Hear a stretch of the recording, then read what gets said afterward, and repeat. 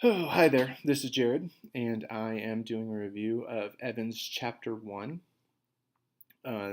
First chapter of Evans' textbook is titled Introduction, and it is broken down into four main sections. These sections include one titled Traffic Safety, a Grossly Underemphasized Problem, the sinking of the Titanic, which is kind of a strange section, but it definitely is tied into traffic safety, poison distribution, and the three levels of knowledge. So the first main section of Chapter 1, Traffic Safety, a Grossly Underemphasized Problem, states that over 1 million people die on the roads each year worldwide. It also breaks down the United States average, which is 40,000 deaths, and they compare the monthly average of people dying on U.S. roadways to the number of fatalities in the September 11th terrorist attacks on the World Trade Center, um, which is terrible to think about, but it really kind of puts things in perspective when you think of how many people die each day, each month on the roads here in the United States. They also compared the statistics with the number of U.S. casualties in all American wars, which is approximately 650,000, to the total number of lives lost in roadway accidents in the United States, which is well over 4 million people. It continues to put the seriousness of traffic safety into perspective by pointing out how quick our society is to grieve the loss of young adults in acts of violence. But they fail to realize that more than 16 teenagers die every day in traffic-related accidents. The second section of Chapter 1 is titled The Sinking of the Titanic.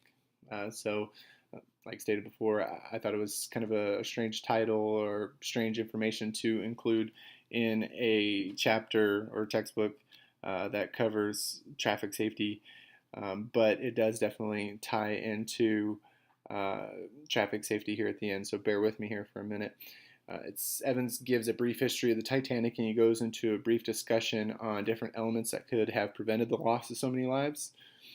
Some of these elements that could have changed the outcome of this disaster would have been changes to the ship's positioning, more effective ways to deploy lifeboats, exploring the science of a head-on collision rather than a sideswipe with the iceberg, and even looks at whether or not the age of Captain Edward Smith had a potential factor in the crash.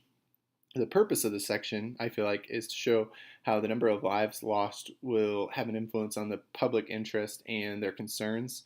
Evans claims that if people see a major problem or an issue and view this problem or issue as important, they are more willing to support the cost and possible inconvenience of countermeasures.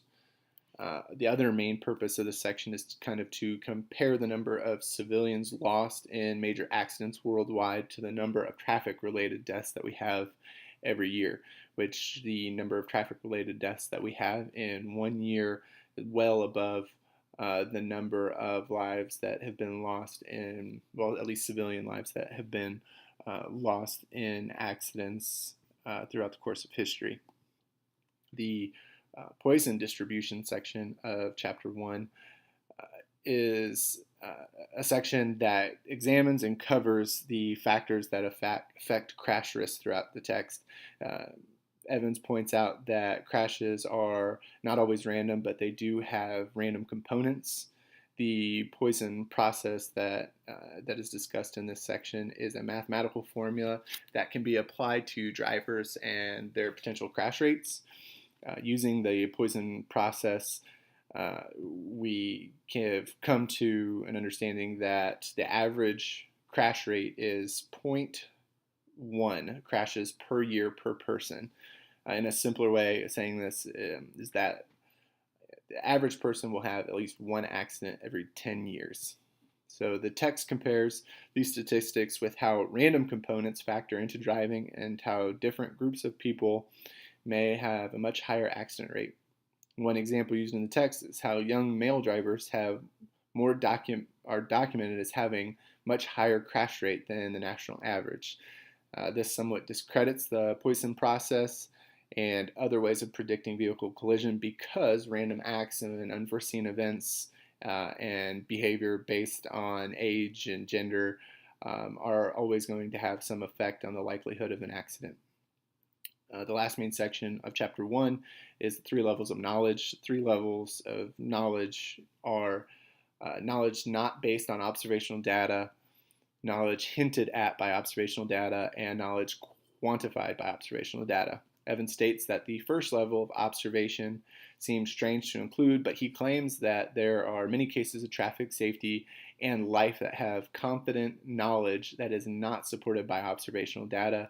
His main example used to support this claim is that pedestrian safety, specifically looking both ways before we cross the street, is not something that has observational data or that is measured, and we have no data that shows that it is safer to look both ways before crossing the street, and he is doubtful that it will ever be addressed experimentally. But he also claims that as a society we agree that the use of reason and judgment has brought us to the conclusion that looking both ways will make us safer as pedestrians, which we should hopefully all agree on that.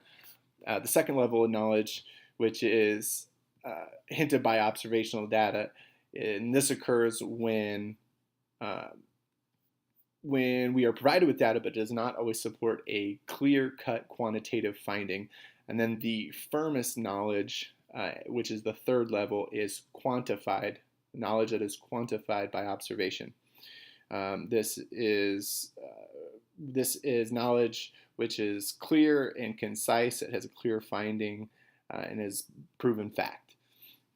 So, in a nutshell, that is Chapter 1. I know it's kind of a hodgepodge of information, but I really feel that it is Evans kind of bringing in a lot of elements that he's going to go into further depth later on in the textbook. So I'll leave you with a question. And my question for all you is, do you feel that vehicle-related deaths are underemphasized in our society? And if so, what are ways we could bring more safety awareness to drivers? So thanks for listening, and have a good night.